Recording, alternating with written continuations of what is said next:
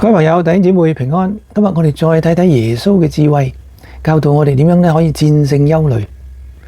嗱，耶穌咧俾我哋冇憂慮嘅一個實際原因咧，就係憂慮咧係徒勞嘅，憂慮係冇好處嘅，亦都不能解決任何問題嘅。冇人咧係因為日憂夜憂咧而絲毫改善咗佢哋嘅生活。我哋知道憂慮咧會俾我哋造成好大嘅傷害。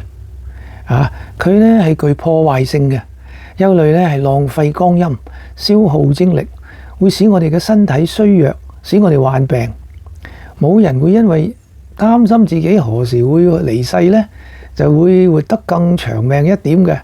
憂慮咧只會縮短壽命，就唔會延長壽命嘅。嗱，壞事唔係一定會發生，我哋嘅擔心咧往往係沒有根據嘅。無論壞事發生與否，我哋嘅憂慮咧都係唔會產生任何嘅積極嘅改變嘅。嗱，馬太福音6章27節耶穌喺呢度講：你們哪一個能藉着憂慮使壽數多加一刻呢？好，今日分享到此為止，下次再見，拜拜。